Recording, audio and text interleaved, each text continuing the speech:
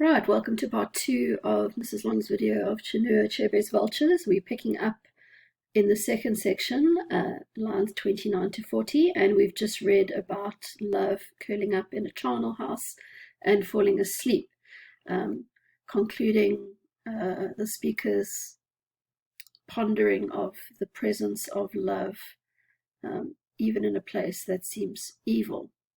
Now we have a similar image coming through, but sort of the opposite, in that we've got a Nazi commandant who is a loving father but does evil things. So it's important to notice the slight difference here between vultures, who are at sort of on the surface evil creatures capable of love. Here we've got a loving creature capable of evil. Now you can decide for yourself how fine that line is. So we have a seemingly simple image of a father coming home for the day after a long day's work, and he stops at a sweet shop to buy a chocolate for his child. Obviously the difference here is that this man is high up in the ranks of a Nazi concentration camp, who, instead of just coming from a day pushing pencils at a desk, he's come from a day of sending people to their death. So we get punched in the gut, I suppose, with an instantly recognizable image of what we consider to be evil, the connotations of a concentration camp.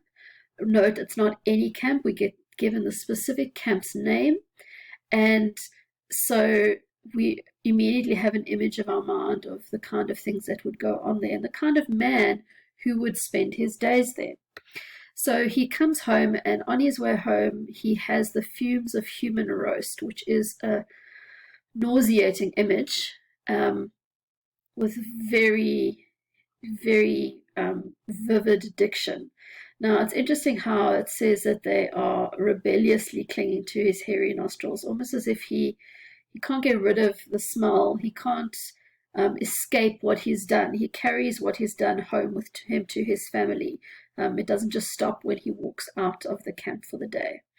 But on the flip side, we've got the contrast where he now sort of switches into father mode, and he picks up a chocolate. So he's performing an act of loving kindness. Now he's come from a place where there are people who are starving, and yet he's picking up a very superfluous piece of food for his child for the simple joy of giving it to him.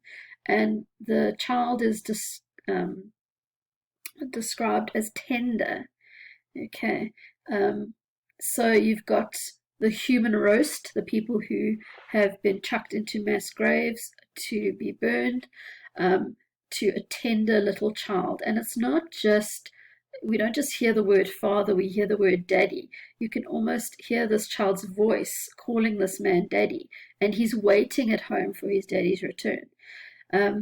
So an incredibly incongruous image here. You've got this man who has spent his day doing unimaginable things, making decisions about people, life or death, and yet when he comes home he has this entire different life, this entire different persona of daddy. And he's a loving family man. If you've seen the film of The Boy in the Striped Pajamas, which is actually a novel, but the film version, there are so many moments where you see this. The story goes that a family move so that the father can carry on his work as one of the head honchos at a concentration camp, and his little boy doesn't realize what his father does for a living. So you've got this little boy running around playing, and this really innocent child, and then his father who, he's carrying out all these horrific things. And it's a lovely visual illustration of this idea. Obviously came quite a long time after the poem.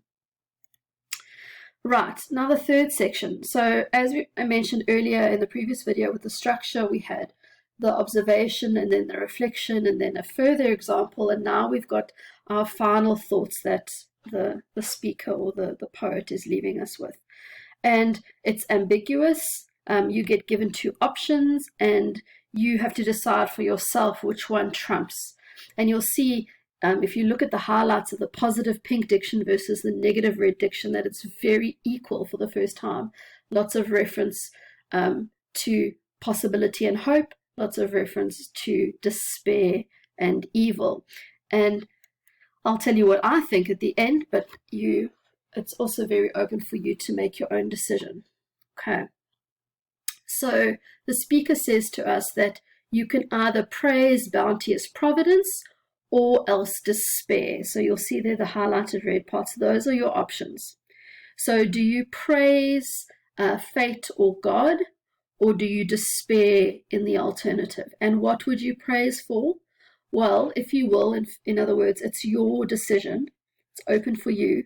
That even an ogre, which is like this image of an evil villain, could be the commandant, not the Shrek type ogre, far more menacing idea there, that even in an evil ogre, inside the icy caverns of his cruel heart, lovely alliteration there, this fact that his heart is empty, cavernous, means there's nothing inside it.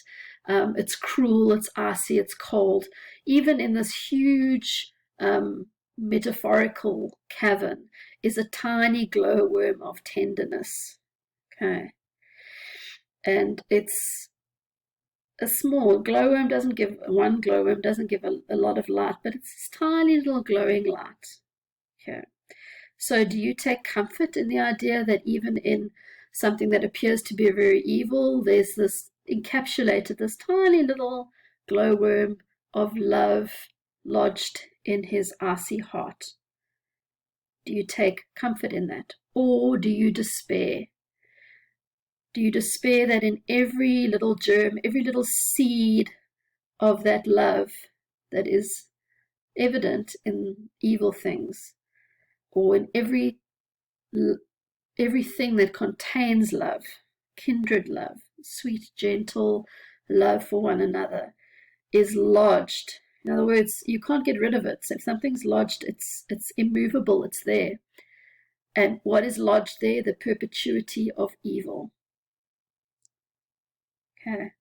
So do you take comfort in that everything that is evil has the ability for love, or do you despair that in everything that is lovely and beautiful and capable of love still has a little bit of evil in it that can, if you let it, be perpetuated?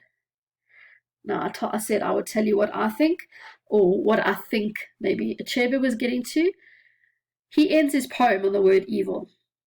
He doesn't say despair that in every love there's evil, or praise that in every evil thing there's good.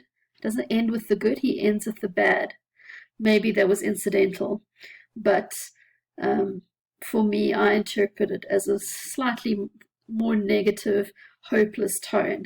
But perhaps that's just because I tend to be more of a glass half full, if you catch me on an average day.